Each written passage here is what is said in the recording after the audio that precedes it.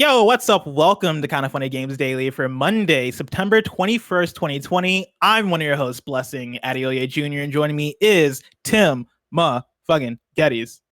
It's a Monday, Bless. You know what that means. It's Tim and Bless Bro. on Games Daily, and we're bringing the biggest video game news that you need to know. What a Monday. What a Monday. What a news story to wake up to. I can't wait to get into it. Every time me and you unite, bombs are dropped, and today is no different. So let's get into it immediately. Today's stories include Microsoft buying Bethesda, Hades being a huge success, and more, because this is Kind of Funny Games Daily each and every weekday at 10 a.m. live right here on twitch.tv/kindoffunnygames. We run you through the nerdy news you need to know about. If you're watching live, you can correct us when we get stuff wrong by going to kindoffunny.com/you're wrong. If you don't want to watch live, you can watch later on youtube.com/kindoffunnygames, roosterteeth.com, or you can listen later on podcast services around the globe by searching for Kind of Funny Games Daily. To be a part of the show, at the patreon.com/kindoffunnygames, or bronze members or above get to write in, and silver members or above get the show ad-free with the exclusive daily post show. Housekeeping, RTX continues this Wednesday at 1 p.m. Pacific time. You can catch me, Greg, and Tim on the Superhero Smack Talk panel, where we decide once and for all who's superior between Marvel and DC. That's happening live. I don't think that's going to be the point of the panel. Is it not? By the way, whoever wrote that, I think it's more of just a celebration of all the movies and games and comics coming out. I mean, it's called Superhero Smack Talk, and as far as I understand, we'll see how this goes. I don't know. That's not what I was pitched when I agreed to it, but okay, hey, it'll be fun. I'm just gonna say the answer is Marvel. I'm just gonna say the answer is Marvel. I don't know if this ain't what the panel is. I'm gonna make it this. Marvel, better than DC. Yeah, but the problem is I feel like you've got Greg, and I feel like that's going to pull you into like having to defend DC, and that's not a good spot. Well, as I understand it, is we're going to be looking at like the different mediums, right? Like we're comparing games, TV, and comics. The important thing is it's going to be good fun. Show up, it's going to be fun. roosterteeth.com on Wednesday and see what happens. Would you like to have a happy half hour with Greg and Friday Night Lights Scott Porter? Then head to kindoffunny.com/Team Porter. Scott's raising money to fight Huntington's disease, and he and Greg have put up a paint can drinking Zoom call for the charity auction. There's also a ton of video game stuff, so check out everything benefiting the Huntington's Disease Society of America. kindoffunny.com/Team Porter. I love how, of course, Kind of Funny Games Daily, everything's happening live. That didn't appear on the doc until literally I got there. Like I reread this doc moments before the show. I love it. And Greg added that in very last minute. And so shout out to Greg for keeping things up to date. He's now adding in another bullet point into the doc. He says, ha ha ha ha ha dash Greg. And so Greg, I appreciate it. Thank you to our Patreon producers, Tom Bach, Mohammed Mohammed, and Blackjack. Today we're brought to you by Logitech, KLARNA, and HelloFresh, but I'll tell you about that later. For now, let's begin with what is and forever will be the Roper Report. It's time for some news. We have 5 stories today. Baker's dozen. Starting with our number 1, a juggernaut. Microsoft has acquired Bethesda. I'm reading from Joe Skrebels at IGN. Let me stop you right there. While you read this, I want everyone at home to think about this and to help us out here in the chat. Has there ever been an acquisition this big in video game history? Because I'm rattling my brain, even like big ones to come to mind. Insomniac recently with PlayStation. Going back before that, we have Rare with Microsoft. Yeah. Square and Enix merging together was a huge deal. I think this is on another level. I can't think of anything of this size. And Tim, before you even get into it, I want to know, what was your immediate reaction upon waking up and reading this headline? I woke up, and I woke up earlier than I wanted to, and I was just like literally going to set my alarm for later. But every time I do that, I'm always like, I'm gonna check Slack just to see what's popping off. The Kind of Funny Games Daily Slack channel we have. And there wasn't much in that Slack channel, but in the thumbnail request channel, you had requested a thumbnail for Microsoft acquires Bethesda. And I was like, what the fuck? Immediately went to Twitter. Thought you were fucking around, saw the news was real, and immediately just like laid there for a second. Gia's like, what's wrong? I'm like, nothing's wrong. Games are fucking insane. Like the craziest thing just happened. And I trying to break it down to her of how big a deal this was. Is. I was saying, look, you know, at E3, there's like a whole bunch of press conferences. On the biggest year of E3, there's usually 7 conferences. There'll be the big 3, Nintendo, Sony, Xbox, and then there's the 4 kind of publishers, which are the Square Enix, the Bethesda, the UB, and the EA. Xbox just bought one of those. Like, that's insane. An entire press conference worth of announcements and games are now owned by Xbox. My God. Legitimately, this is one of those ones where I have my alarm set for 7 a.m. on days when I'm hosting. And I woke up, my alarm rang at 7. I woke up and I was like, all right, I went to bed late last night. I'm just going to snooze this for another 30 minutes because, like, you know, there's probably not going to be much news. And then, like, about 3 minutes into me going back to sleep, it hit me that it was Monday. And there's always a big thing that happens on Monday. And so I was like, all right, let me just check Twitter real quick. I'm like the anti-Garfield. Oh, yeah, you just love Mondays. F Fridays, though. But no, I was like, all right, let me just check Twitter real quick to see what's going on. And I saw that I had a bunch of notifications, which to me indicated, oh, crap. Am I canceled? Like, what happened? Like, what's going on here? And a bunch of people were... Have you done something bad that we don't know of? That's not how it works. All right. You never know. Tim, you love lasagna. So in some ways, you are like Garfield. Fuck, man. You know what? I take back my anti-Garfield stance. Tim is the Garfield, kind of funny. But no, like, I looked at my notifications, saw a bunch of people were attacking me and stuff, like going crazy. And I was like, what is this? Saw the headline, Bethesda or Microsoft acquires Bethesda. And immediately I looked at that and I was like, oh, shit. Oh shit. Like, legit, like, I couldn't stop saying oh shit. And I was like, okay, I might as well just get up right now and take a shower because this is going to take some processing. And so I'm going to point us back to Joe Skrebels at IGN, who writes, Xbox has announced its plans to acquire ZeniMax Media and with it Bethesda Softworks, creators and publishers of The Elder Scrolls, Fallout, Wolfenstein, Doom, Dishonored, Quake, Starfield, and more. Announced by head of Xbox Phil Spencer in an Xbox Wire post today, Microsoft will acquire ZeniMax Media for $7.5 billion, 3 times the $2.5 billion it paid for Mojang and Minecraft in 2014. And the formal purchase is expected to close in the second half of 2021. The deal includes ZeniMax Media as a whole, Bethesda Softworks, Bethesda Game Studios, id Software, ZeniMax Online Studios, Arcane, Machine Games, Tango Gameworks, AlphaDog, and Roundhouse Studios. In a blog post, Bethesda SVP of Global Marketing Pete Hines said, quote, we're still working on the same games we were yesterday, made by the same studios we've worked with for years, and those games will be published by us. The move, Hines explains, is because Microsoft, quote, has access to resources that will make us a better publisher and developer, end quote. It's unclear whether Bethesda will be considered part of or separate to the existing Xbox Game Studios fold. IGN asked Bethesda for clarification on that and the effect on its in-development games, including Starfield's intended platforms and the timed PlayStation exclusivity for Deathloop and Ghostwire Tokyo, but was told there would be no comment beyond the existing statements given today. While avoiding any specifics, Todd Howard alluded to the idea of exclusives, indicating perhaps that Bethesda would not be limited to the Xbox ecosystem. Quote, like our original partnership, this one is about more than one system or screen. We share a deep belief in the fundamental power of games, in their ability to connect, empower, and bring joy, and a belief we should bring that to everyone, regardless of who you are, where you live, or what you play on, regardless of screen size, the controller, or your ability to use one, end quote. Xbox also says it'll be adding Bethesda's iconic franchises to Xbox Game Pass for console and PC. A press release added that Bethesda's future games will be added at launch into Xbox Game Pass on Xbox or PC. Following that, of course, the internet going crazy, everybody reacting. They did the damn thing. They did the damn thing. I got a few more tweets to grant us some context. I have this first tweet from Nibelian at Nibel on Twitter, who says some details regarding Microsoft PR, or some details from Microsoft PR. Microsoft is paying $7.5 billion in cash for ZeniMax Media. Game Pass has reached 15 million subscribers and is growing. I believe that's about 5 million more subscribers since spring, which is wild. Microsoft now has 23 studios. Bethesda's future games will be on Game Pass on launch day. Jason Schreier tweeted this.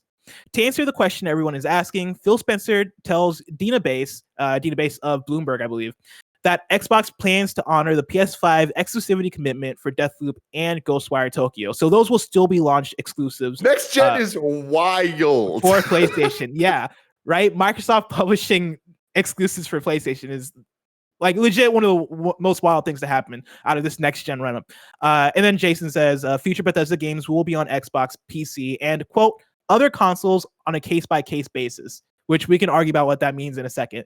And then Obsidian, or Michael Hamilton on Twitter, just a Twitter user, tweeted at Obsidian, says, so Fallout New Vegas 2 is a legit possibility now, right? And then Obsidian took that tweet, quote tweeted it, and did like the shrug emoji of like, hey, I guess so. Like, Tim, like, where do we start with this? Because there's a lot to dig into. I mean, honestly, man, this is a game changer. Like, this is one of those things, especially the day before pre-orders go up for the Series S and Series X. What a master stroke of marketing. Man, this is what we've been looking for from Microsoft for a long time, which is just straight up announcements of exclusive, announcements of like, yo, here's why our studios matter. They've been acquiring a whole bunch of studios, now up to 23. Right. And some of them have been of major consequence. And some of them have just been kind of smaller, building out the library, and have kind of created this narrative of what Game Pass is, right? Of what Xbox exclusives kind of offering can look like. This takes that to a different level. Like, this gives them some star power, some heavy hitters, the likes of Doom and Starfield eventually, and Elder Scrolls, right? So many questions arise from this of what does this look like? Are they true exclusives, especially with Deathloop and Ghostwire being PS5 exclusive, at least time for a while? At what point is it just pure Xbox and Game Pass exclusives, or does Xbox look at their library and kind of divide it up in different ways and potentially be like, look, some of our smaller titles, I guess pretty much anything that's not Starfield Elder Scrolls or Fallout. Yeah, exactly. Everything below that, it's like, cool, that is Xbox exclusive. But those big ones, perhaps those are also on PlayStation because they're not going to say no to the $70 a game. But that's also a real enticing reason to go to Game Pass. There's some strategic moves that they could make here that'd be interesting. I don't think that's going to be the case. I think that they bought these and they're going to be exclusive, which to me is the funniest thing about all of this. And it just, if last week has taught us anything, it's that we can only trust what the marketing is saying so far, and otherwise we need to just look at the realities of what's happening and what's in our hands and what we are paying for, because every single thing that Microsoft and Sony have said in the last couple of years leading up to this gen launch, throw it out. Well, you can put it in a blender, throw it out, just put it and just assign it to one or the other, and then just be like, oh yeah, they said that. And it almost doesn't fucking matter, because we look at where we're at right now. And how many times did Phil Spencer go through exclusives don't really matter? And it's like, okay, well, they clearly kind of do. You know, you look at Sony and they're like, oh, generations, man. They like, we believe in generations. Do you? Because your games are all coming to PS4. And it's just like, at the end of the day, who gives a shit about all that stuff? We're about to get a lot of dope ass games and a lot of dope ass places. And I think that like this is such a great move, and I think that Microsoft and Xbox is a fantastic home for Bethesda titles. And something about it to me, Bless, it just feels right. Of course, big news day, and what that means, we have a lot of questions. This is the most questions I've ever seen in the basket hosting a Kind of Funny Games Daily. And so shout out to y'all, and I want to get to as many of these as possible. Wispa writes into patreon.com/says Kind of Funny Games, just like you can, and says, hey Tim and Bless, holy crap, Xbox has bought Bethesda. That is that is wild. I don't think many people would have suspected this with the rumors over the last few weeks about them looking at another acquisition. I have so many questions and thoughts on what this means for Xbox, but the big question is, do you guys think this means Elder Scrolls 6 and Fallout 5 will be Xbox exclusives? Thanks, Wispa.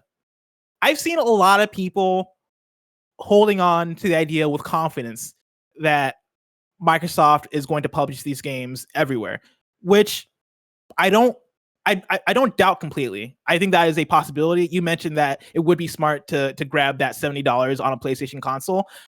That said, I could also see them doing the other thing. I could also see these games being true exclusives. I could also see these games coming out because, of course, Microsoft publishes their games on PC also. It wouldn't be, it's actually not at all beyond the realm of possibility that we see these games come out on Xbox and then PC exclusive first, make their way to Switch, because of course I mean, maybe not Starfield in the big Mhm. current Bethesda RPGs, but the ones that are applicable make their way to Switch, and then maybe down the line, or maybe never at all, come to PlayStation. Like, I think don't that's know, a man. possibility. I definitely think it's a possibility. I think that if I had to bet, I would say that there is an 80% chance that the games are just straight, they're Microsoft exclusive and they don't end up on PlayStation ever. There's a 20% chance though that like things get weird and they're playing by different rules. But I do think that these moves have all been made strategically for a reason, and that reason's to build Game Pass. I think that yes, this means the games are coming to PC. I imagine day and date with them coming to Xbox Series S and X, because has been their strategy to build out what Game Pass is and the value of Game Pass, and getting those subscribers, because that's what this is all about at the end of the day. But it is exciting, and looking at Microsoft, they haven't really, with the exception of Minecraft, right? They haven't published their games on PlayStation, but we see with Moon Studios now with Ori that coming to Switch, but they don't own Moon, do they? That's a good question. I'm not sure. Do they own Ori, like the IP? They own Ori. I don't think that they own Moon though. Yeah, that would make sense. They don't, and they also don't. They don't own Studio MDHR, which is why that eventually ended up on Switch and then later PS4. That'd be So anyways. I see the Minecraft example is probably the biggest one we can point to, because it's the only case of Microsoft publishing a game on PlayStation, at least that big, right? Acquiring Mojang and then that game coming to PlayStation. And yeah, for that, like, you have to point out that Minecraft was already on PlayStation, and then for a case as weird as that one, where Minecraft already exists as a game and as an ecosystem, and there's already a strategy in place for it, I feel like cutting off like updates an arm from of revenue, an arm of revenue, it wouldn't make sense for Minecraft completely. Doing that for, let's say, Elder Scrolls or Fallout would make more sense than Minecraft, which is the thing that has me like teetering back and forth of what is the right decision here for Microsoft. Because as you mentioned, right, there's strategy here. There are chess pieces being placed, and with that is having a big Elder Scrolls game day one on Game Pass enough for them to be like, all right, yeah, like that's enough. We've won this battle, and we've gotten people to be a part of this ecosystem. So yeah, like let's put it on PlayStation and charge them full price for it. Like how does that look for them? Here's the thing. There is a sheer reality to what just happened today, and that reality is $7.5 billion. Yeah. Any frame of reference we put that in, like compare that to the $4 billion of Star Wars being sold, right? Like that is insane that there's that much value here potentially. And it's the proof's in the pudding here. Like it's been proven that Bethesda can be worth that. How are they going to make that money back? How are they going to make that money over itself, right? Over time. And I think that them investing this hard in Game Pass is something PlayStation simply can't do. PlayStation doesn't have the resources and money that Microsoft does to be able to invest in something like this and just go fucking balls out crazy. I mean, yeah, with what they're doing here. To even add to that, right? Like there's a Reset Era thread going around which states Bethesda's acquisition price is $7.5 billion. Sony's 2013 and 2019 operating profit, $8.8 billion. Just to put that into perspective on like how much money Microsoft has to essentially throw around and do things like this with, right? Versus what Sony is actually able to do in terms of acquiring studios and building their portfolio. Like it's wild, and there's not really any way to sort of counter this.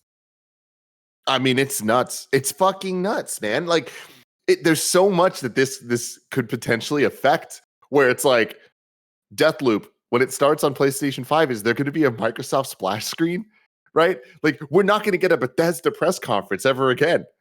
Yeah. Bethesda as a title might not exist, because why would it need to? Right? Yeah. At this point, Tango's just going to be an Xbox studio. Yeah. I got another question here from Marc Starvajji, who writes and says, hey, Bless and Tim, with the acquisition of Bethesda, is it fair to say that Microsoft is indeed playing Sony's game? I know it's nice to say that Game Pass and the shift to active users indicates Xbox doesn't want to compete with PlayStation anymore, but the big moves they have been making say otherwise. They're starting anew. no longer losing by a margin of greater than 2-1. A $300 next-gen console and acquiring Bethesda as a first party is Xbox competing, is it not? Yeah, very much. And like that's why put it in a blender and just assign it to one or the other side. It doesn't fucking matter. Like this, they're empty words. Everything about this is just empty, where it's like you can talk about strategy all you want, but then when you see the clear strategy happening, it's like, yeah, no, buying Bethesda, that is a move. Unless they also put the games on PlayStation, in which case Microsoft's very much playing by it. Say, hey, man, we're here for the gamers. Play it anywhere type stuff. If anywhere literally even means PlayStation. We've talked a whole bunch hypothetically about a crazy dream scenario where, yeah, Game Pass is on PlayStation. You know, like that's just like Microsoft gets that big with it. And that's not to say Microsoft goes third party. It would be different. They would just become a platform so big that they just want to be everywhere. And the value would be so tremendous even to Sony to have it there because it's not competing. And there's so much factors that go into that because of games coming to Game Pass that Sony has deals with third party wise and a whole bunch of shit that would get in the way of that. But they very much are competing. And here's the thing. I've been a huge proponent recently of Nintendo, Sony, and Microsoft all winning right now and all playing different games. I still think that even if you're playing different sports on the same field, you're still competing for field space. Yeah. Like you're still competing for an audience to watch that sport or whatever analogy you want to use here. So it's like there's still a competition factor. And I do think that there's going to be some overlapping elements between the things. So I do think that they are still competing, even though I still think all three of them can be doing things that are extremely beneficial just uniquely to them. And this is such a great thing for Xbox. Like this to me is a huge injection of win that Xbox personally think kind of needed to now make it even more relevant and more of a conversation where right before the show, Bless, you were like, so, okay, I'm definitely getting my PS5 and getting a Series S, but maybe with this, I'm getting a Series X. Yeah. And it's like, that's the conversation Microsoft wants you to be having, especially the day before pre-orders. But on top of that, it's like, yeah, man, like Xbox is beginning to make a real solid case for why you need both the PlayStation 5 and a Series Xbox. Yeah, I mean, to Mark's question here about is Xbox competing, I don't think there was ever the argument that they aren't competing with PlayStation and PlayStation isn't competing with Xbox. Like, in this space, everybody's competing with each other inherently. Like, that's just how things are going to go. I think the argument has more so been that the strategies are different. The way in which they're competing compared to previous times are just way different. And I still stick by that. I still do think that Xbox is looking at active users more so than just selling a box. I do think PlayStation is trying to sell you on the PS5. And I mean, with the PS4 stuff, right? With their games coming to PS4, I think PlayStation they are leaning more toward the ecosystem side than I would have expected them to with that. But I do still think at the end of the day, PlayStation wants you to buy PS5. Xbox on their side, of course, they want you to buy an Xbox Series S or X, but I do think it is way more about building Game Pass. It is way more about gaining users. It is way more about building a family of devices and software and ways to experience that software that goes way beyond just selling you a box. And I think those are still different strategies. Though, like the further and further we get with it, the more and more that shit starts to get thrown out as we see that the two companies are starting to converge a little bit in the way their strategies have kind of panned out. And so, like, ask me again in a few months how I feel about how they're competing. But I still stand by right now. I think the different strategies still exist, and I still do think that every single company in the situation between Microsoft, Sony, and Nintendo can still get the most out of what they're trying to push here. Like, I still think they can end up all being successful with their different strategies and despite competing with each other. Mm-hmm. Absolutely. It's a beautiful thing. Video games are cool. I got another question here from Andrew Dramis, who writes in and says, this ZeniMax / Microsoft news and discussion can go a million different ways. And this is clearly more than just a feather in Microsoft's cap, but I'm immediately struck by three things. One, is this Microsoft saying no more third party and starting a bidding war over that landscape? And do you expect to see similarly monumental deals happening from Microsoft and Sony moving forward?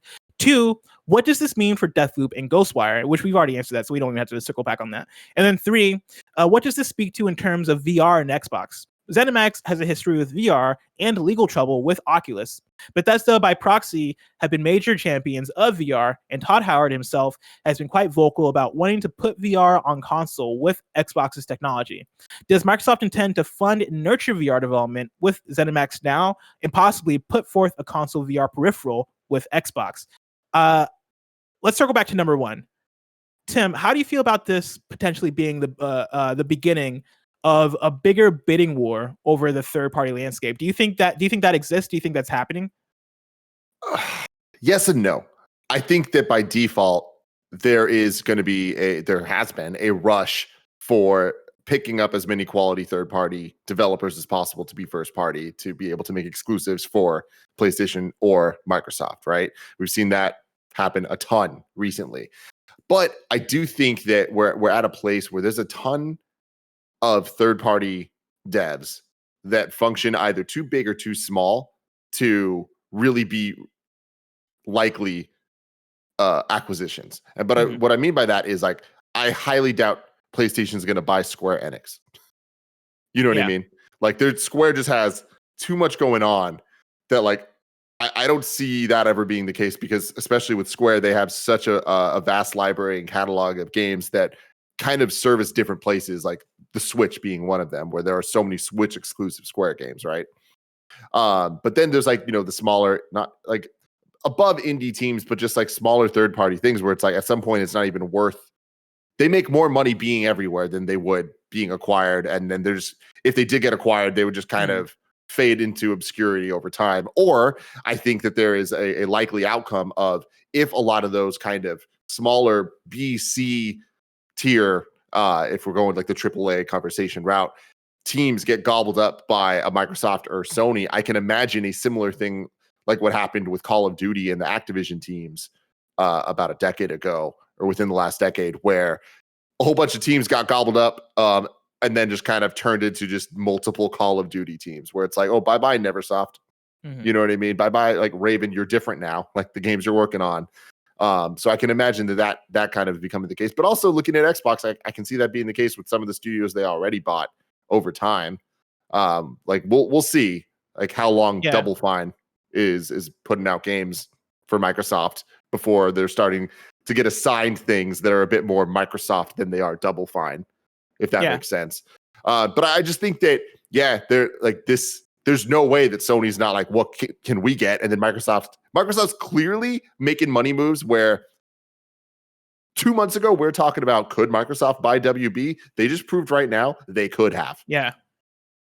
No, I mean, and that's a very huge thing. And to your point, I don't think PlayStation would necessarily go out and buy an EA or a Ubisoft, because to what you're saying, doing that, then like it goes beyond just the money. Number one, like, you have to have the money to buy Ubisoft, but then also once you do that, you then have to manage Ubisoft. You then have to bring on that workforce. You then have to manage those IPs, manage the Rainbow Six and the ongoing games. Like, what does that look like when you're bringing that onto a first party that already has studios that they're working with, things that they're dealing with, right? Like PlayStation Studios is already a lot to manage, and I'm sure PlayStation is on the lookout for more studios. But I don't think the move for PlayStation here is then to go out and be like, all right, we're gonna buy EA, or all right, we're gonna buy WB, or all right, we're gonna buy Ubisoft. And then on the flip side to what you're saying too, like, is buying a Drinkbox, for example, what is going to move the needle for PlayStation versus what is going to be worth buying? Because PlayStation could buy Drinkbox, right, which does Guacamelee and games like that, but is that worth it for them? What is a studio for PlayStation that hits that middle ground of being ideal to acquire and manage, but then also not breaking the wallet and also going to move the needle? Tim Geddes. The answer is simple, my friend. Konami. Oh God. PlayStation needs to buy Konami. It just fucking has to happen, if only for the IP. I mean, honestly, that'd be a huge move. The thing that's crazy about this is that I don't know if there's a move that would make me from PlayStation that would make me go, oh yeah, that counters the Bethesda acquisition. Like if Sony acquired Konami, that'd be huge, right? Because that's Silent Hill, that's Metal Gear, that's Castlevania, that's big. But man, this is a question I can ask you right now. Actually, I hinted at this question before we even started the podcast. Tim, first party lineups, like who you got? Like who has the better first party lineup at this point between Xbox and PlayStation? Look, I mean, here's the thing. Better is a difficult word to use here because if we're talking about quality games, it's still PlayStation. It's PlayStation Studios. Like they make games, they make 9s and 10s a lot. And they've proven it now time and time again over the last 6 years, whatever you want to call it, right? So Microsoft still has a lot to prove and a lot to catch up to even be able to play in that level. Having said that, Bethesda's proved that they have a very, very solid quality lineup of a large amount of games that hit really well. Maybe not 10s, maybe not 9s, but they're the kings. They're the kings. Here's the thing. They're the kings of 8.5s with the occasional standouts of 9s or 10s that for a lot of them just are like, sometimes the games I think it doesn't necessarily, they don't need to be 9s or 10s for them to be as impactful. Like a Skyrim, for example, like had so many issues at launch and blah, blah, blah, and all that stuff. But at the end of the day, Skyrim is one of the most influential games and important games of the last, whatever word, decade, generations, doesn't matter. It's like Elder Scrolls fucking matters, you know? Yeah. So it's like, that's pretty damn ridiculous. And that's why like I feel Bethesda and Microsoft just feels right. And it's like, at some point, better becomes a weird word. They're just both killing it. They're both now Xbox and PlayStation. You can look at it and be like, there's going to be something for you there. And I think that they're very clearly building out the types of gamers, you know, like, and you could be both. You could be an Xbox gamer and a PlayStation gamer. But Bethesda games, a lot of them feel at home at Game Pass. And I think really make Game Pass a much more lucrative thing, an exciting thing. Because for a while it was like, all right, Game Pass is fucking awesome because it's such a great value because it's cheap. We're now about to get to a point where it's like it's cheap and there's going to be a consistent release schedule of games that are high quality that we can bet on.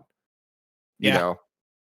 To Andrew's question about VR and Xbox, I don't know what the move is there because Andrew, you're right in terms of Bethesda's investment in VR and how consistent they've been in putting out VR games. I don't know if this is the thing that makes Xbox go, hey, we need to bundle in some sort of VR experience with the console. Like the PC space still exists there and Xbox still publishes on PC. Like Microsoft Flight Simulator just came out on PC. It's coming to console later, but Microsoft isn't above putting out games just on PC.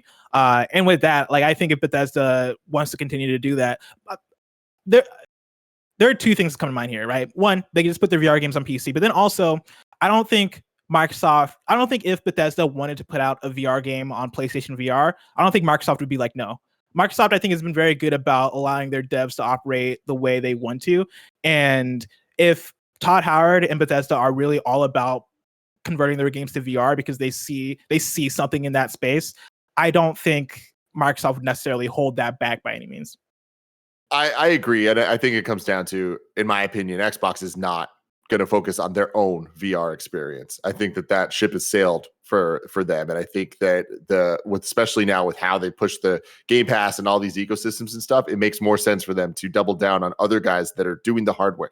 If we're talking so much about Xbox not caring about the box, they're not going to care about another piece of hardware. Exactly. Like, get the VR games or whatever on Game Pass on PC. And if you have VR, that's just another nice push for you. I got another question here from Drummer Duck09 who writes in and says, hey, Bless and Tim, wanted to chime in and ask a question around all of the Microsoft and Bethesda news that came out today. Based on how PlayStation was being dragged just a few weeks ago about being, quote, consumer friendly, is today's move by Microsoft enough to start those same conversations? To me, it is. This is now the second major third-party studio with no distinctive first-party ties to Microsoft that they've acquired in the last 2 years, Obsidian being the first. I'm beginning to wonder if the messaging and good feelings we've heard from Xbox and Microsoft about player choice and freedom this generation are only applicable to those inside the Xbox platform. Thanks as always. Tim, That really confused me. Back to the consumer-friendly conversation, pretty much. Like, so wait, the anti-consumer conversation. Pretty much. Yeah, anti-consumer is probably what they meant there. Okay. Yeah, but I mean, back to that though. Like, how does this speak to you as PlayStation? Of course, last month got a lot of heat over the Spider-Man Avengers situation. How does this now speak to you in comparison to that? I think they're extremely different situations. I don't like the PlayStation exclusive Spider-Man character in Avengers because Avengers is a multi-platform title that focuses on online play, multiplayer, and longevity of a community. That type of game, if it's going to be everywhere, should get the best chance to succeed, and as many people as possible should be able to have the best experience. First party, getting an acquisition of studios, that to me is not anti-consumer. That is them being pro-consumer for building their brand up and making sure that they have unique quality experiences, exclusive experiences for their consumers. I think that's a very different thing, personally, of what's anti-consumer and what's not.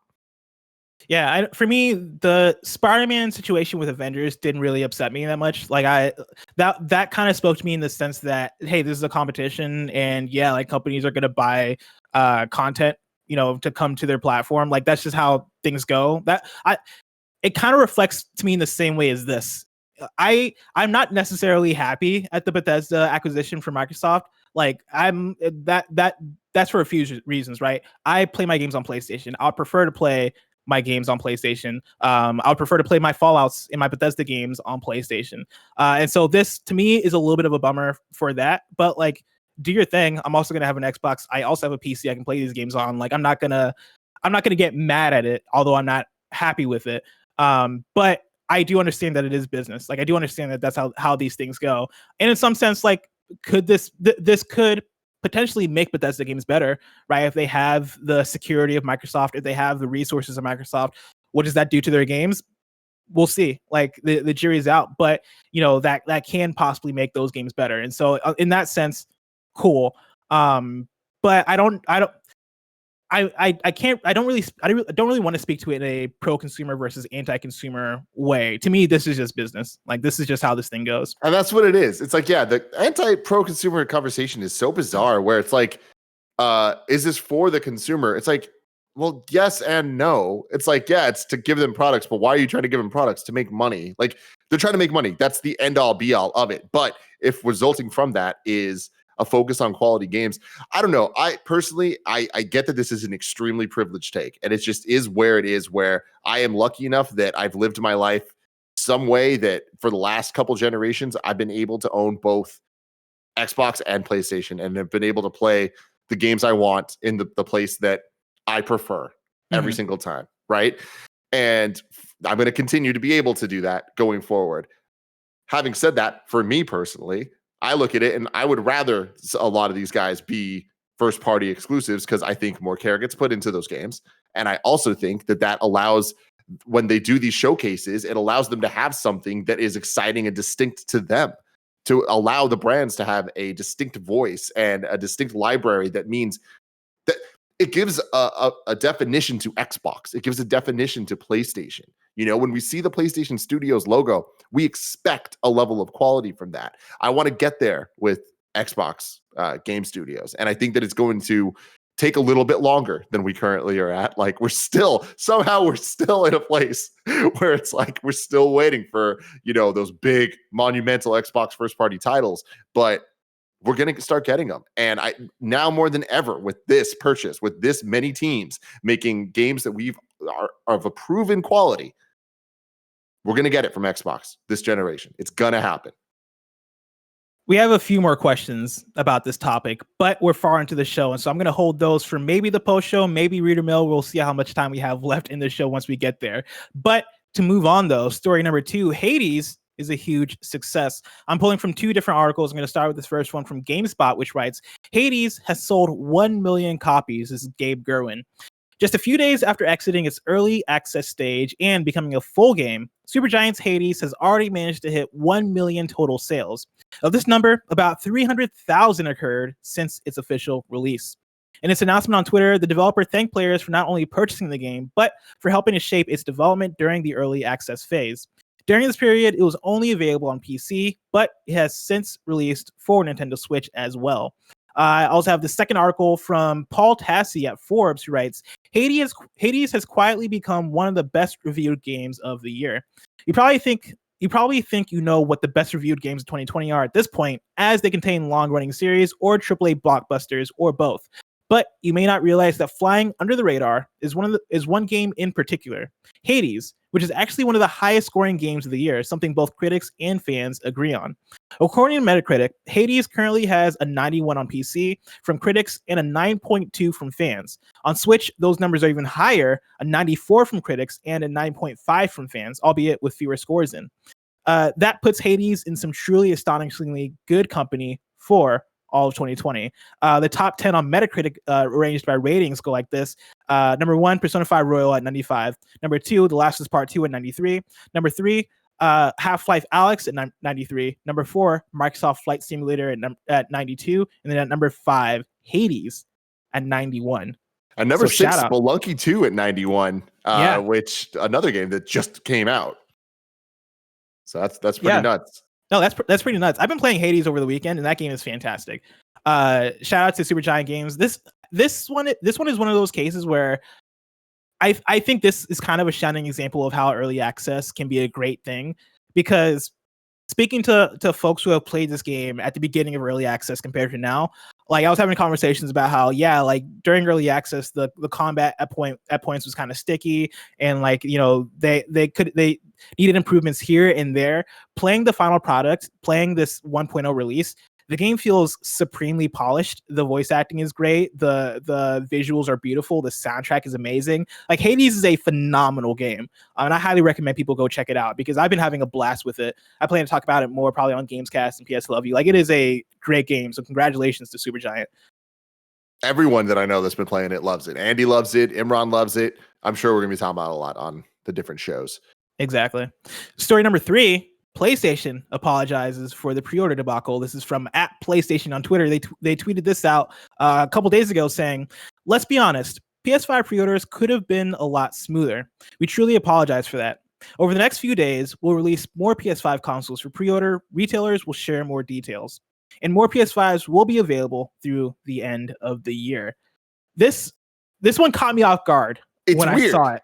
Yeah, it's like off-putting. Like it feels fake for a second. This is one of those tweets you look at and you're like, did they spell that username right? Like, is this real or is this like someone playing? Because this feels a little bit too personal. Like personal. Yeah. Like the fact that PlayStation started a tweet with "Let's be honest" off the bat, I was with you. I was like, man, all right, who's tricking me right now? But I mean, I guess good for them on apologizing. The pre-order situation over the weekend, or not even over the weekend, last week was pretty terrible. I think we can all agree it was bad. And I know Greg recapped it with, I believe, Felicia Day on that episode. But yeah, like they came out PlayStation conference afterwards. I think it was Jeff Keighley or somebody who was like, pre-orders are going live tomorrow or whatever that was, and then pre-orders immediately started going live from Walmart, and then retailers started piggybacking off of that. I got a question here from Kyle, who writes in and says, "Who's to blame for PS5 pre-order fiasco? Will Xbox Series S and X experience be the same?" Over the weekend, Sony commented on the pre-order issues from last week, saying, quote, "Let's be honest, PS5 pre-orders could have gone smoother," end quote, but didn't explain exactly what went wrong.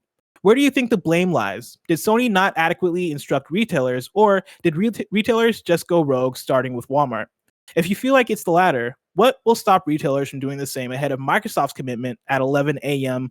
Eastern Time pre-order starting tomorrow for the Xbox Series X and S? Love your work and keep gaming daily. Kyle. Tim, let's start at the beginning of this question. Will the Xbox Series S and X pre-order situation be the same? Here's my thing. It's going to be a million times worse. Like, this is the damned if you do, damned if you don't situation. Like, at the end of the day, and I know I'm going to get shit for this take, but it's okay because I believe it wholeheartedly.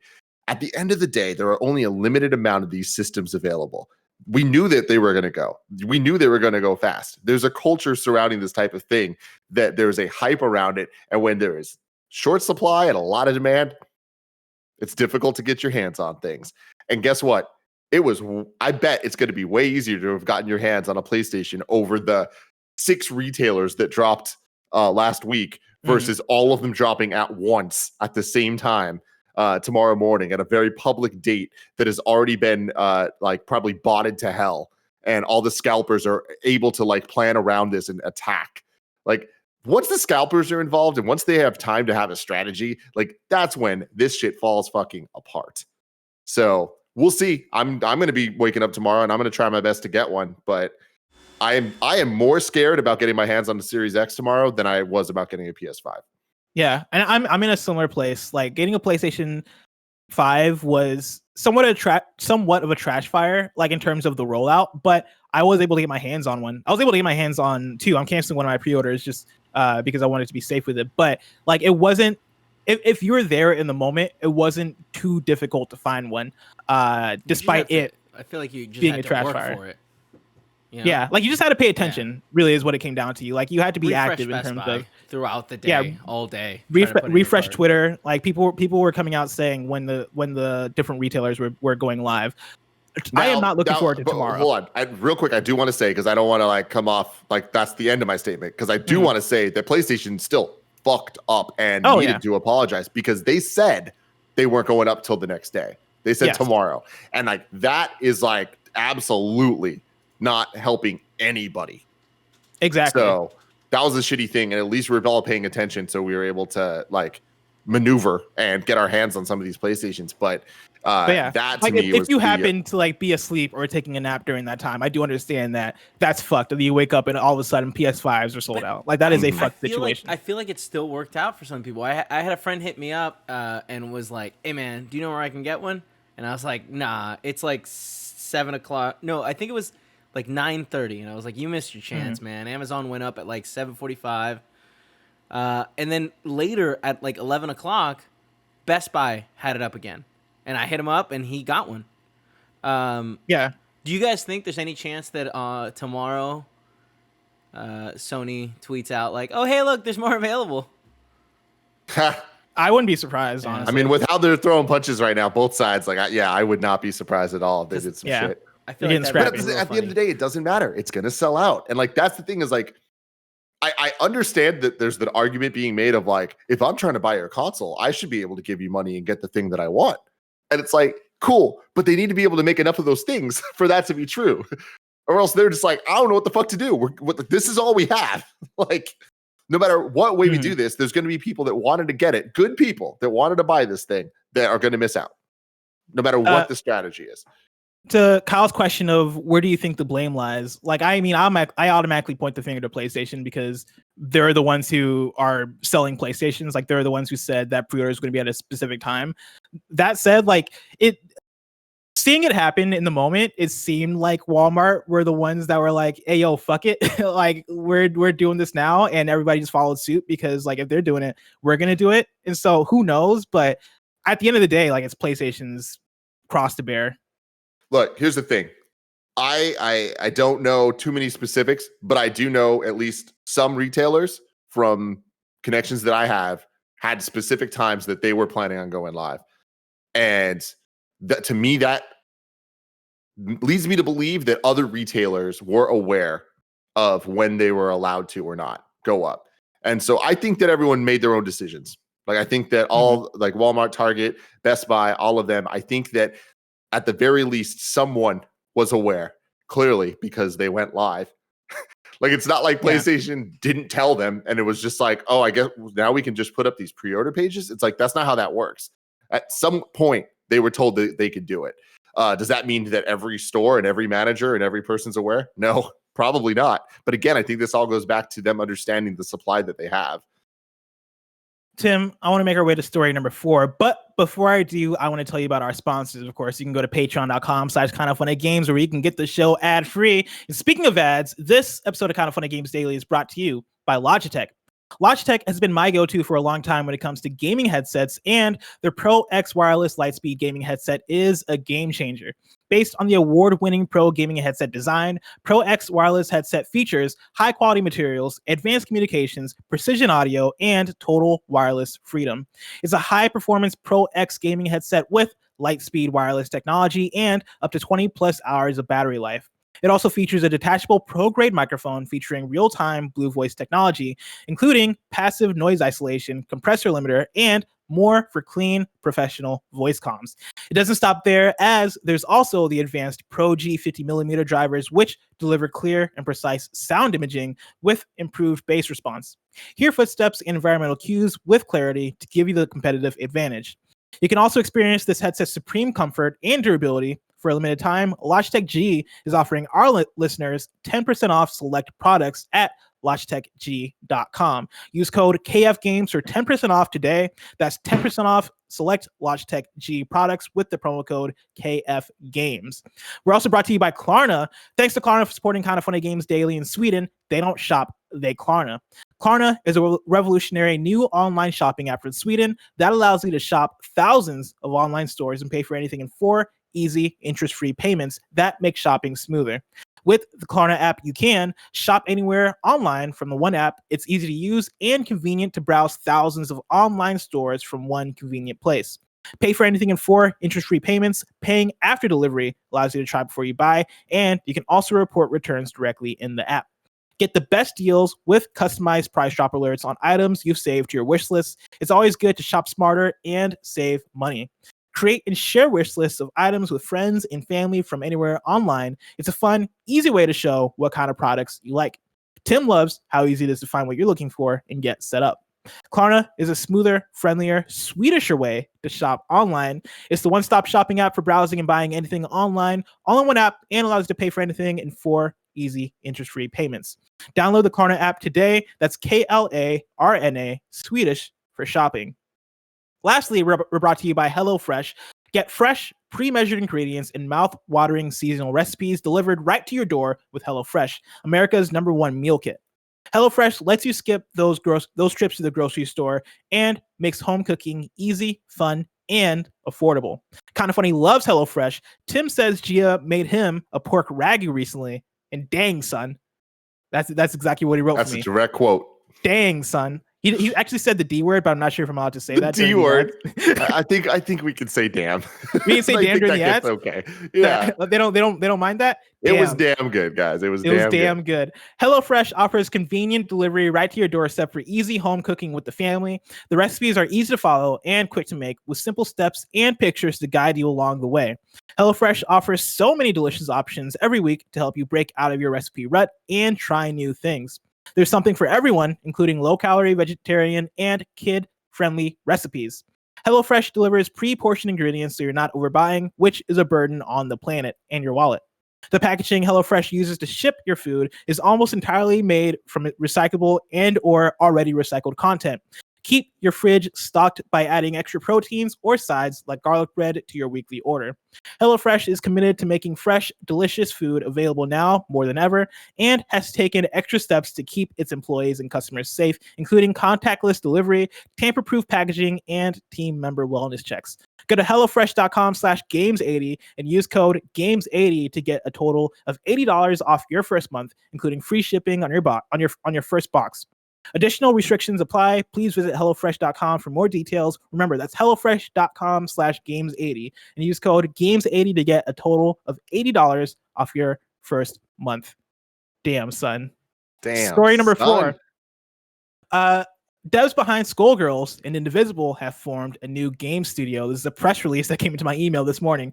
A veteran team of artists, programmers, and designers behind the award-winning games Skullgirls and Indivisible have banded together to form Future Club, a cooperatively structured independent game studio founded with the goal of creating games with handcrafted art and traditional 2D animation, engaging and responsive gameplay, and unique and memorable worlds. Quote, "We love classic games and are mega influenced by them, but we picked the name Future Club because we want to think of the future too," says Jonathan Kim, senior animator. Quote, "We want to make sure games that inspired kids and adults, or we want to make games that inspire kids and adults as much as our old favorites inspired us. 2D hand-drawn animation has a long future ahead of it, and we want to see how far we can push the medium.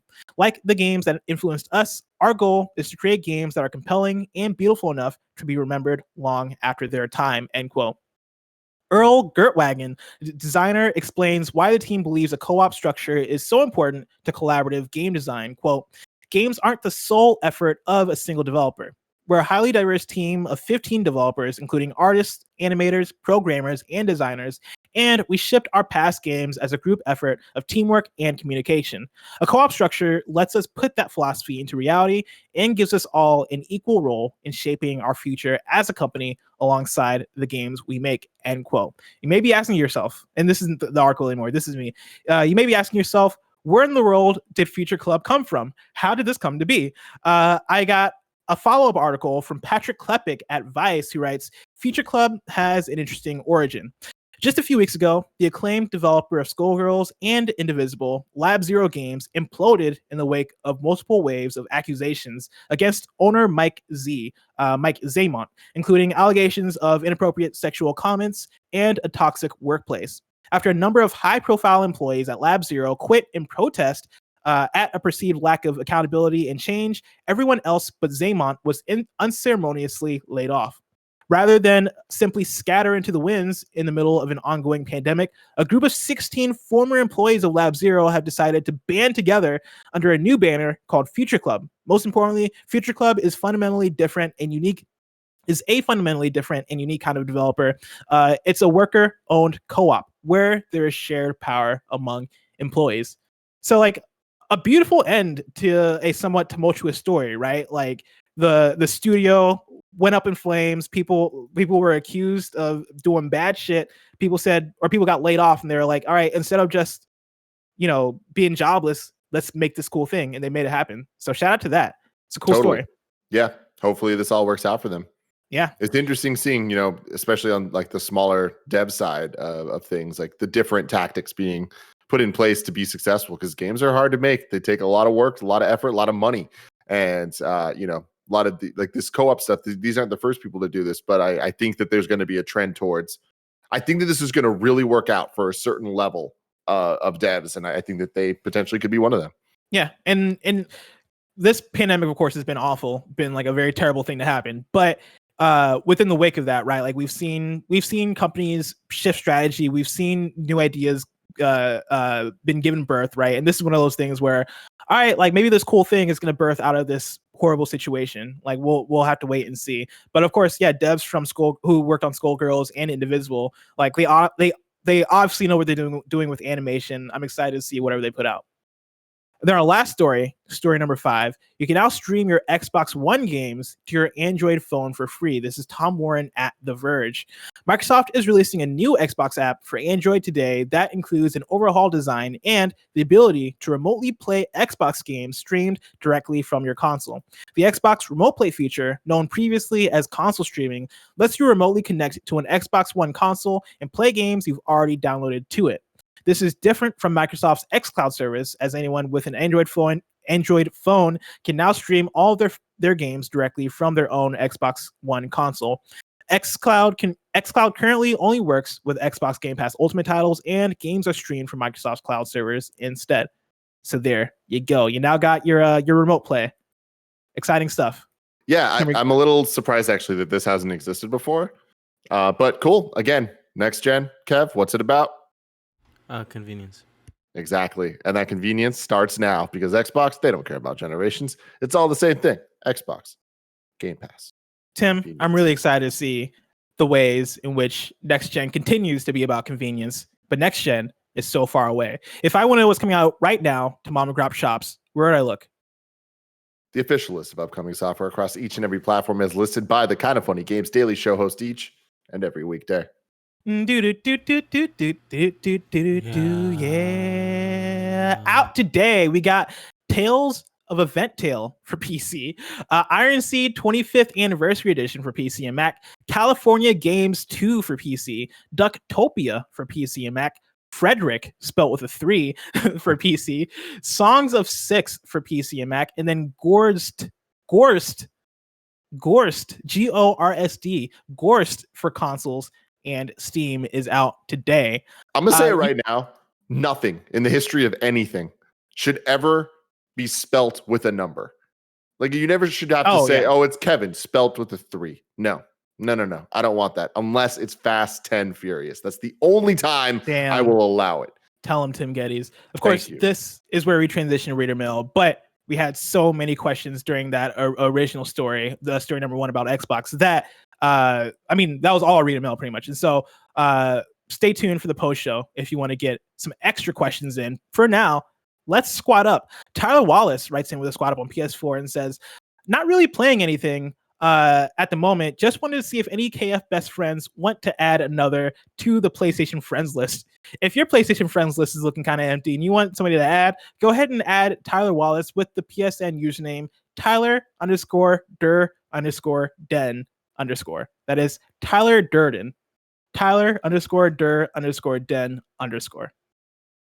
Tim, now it's time for kindafunny.com/you were wrong, where you write in and let us know what we got wrong as we got it wrong. Let's see here. There is a lot, but it's all the same thing, which is people kind of trying to find the acquisitions. Borzen00 bringing in Activision Blizzard. That was a big one. Oh, I see. Because you asked the question of what was the biggest games acquisition. Okay, yeah, no, Activision Blizzard is definitely a huge one. Yeah. That's a good one.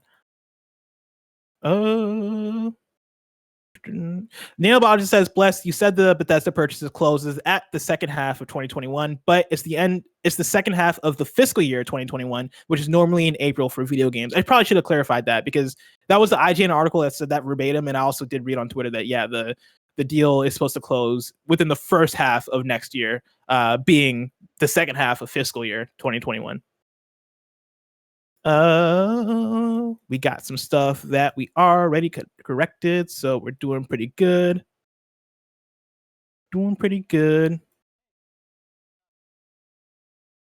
Nanoball just says, Bless missed that with the new Xbox app, you can now tell your Xbox to pre-download games you don't own yet, even if you haven't pre-ordered a game before launch. And then Zanfair says, for clarification, the ability to stream from your Xbox One console to your Android device had been available, though, throughout the closed beta period. I see. So yeah. Hold on. Nanobiologist says, Bless missed that with the new Xbox app, you can now tell your Xbox to pre-download games you don't own yet, even if you haven't pre-ordered a game before launch. Wait. That seems like, I get it. Of like, okay, cool, you download it, and then it just doesn't unlock. You can't play it until you buy it or whatever. But is he talking about Xbox Game Pass? No. It's any game. If you don't own it, you don't have it pre-ordered. So it's not Game Pass games. It would be like third-party titles, like random other games. But like, I'm struggling to think of a use case for that. I'm sure there's a good one. I don't get it. That confuses me. I'm lost. But as long as you get it, it's cool. It's cool. This week's host for Kinda Funny Games Daily go like this. Tomorrow it's me and Imran. Wednesday it's Greg and Gary Whitta. Thursday it's Greg and me. And then Friday it's me and Tim. And of course, this has been Kinda Funny Games Daily each and every weekday live right here on twitch.tv/KindaFunnyGames. We run you through the nerdy news you need to know about. We have a Patreon post show for those that are subbed at the silver level of patreon.com/KindaFunnyGames. So stick around for that. Otherwise, till next time. Before that, we're not done yet. Everyone in the chat is being led by Jeff Grubb screaming disc, disc, disc. I guess the point is you download the game, so then you put the disc in as the key to unlock it. So you don't need to download stuff for if you're a physical game collector. Totally cool. Again, Kevin, what's it about? Yeah, it's convenience. Thank you very much. See you guys later. Until next time, Game Daily.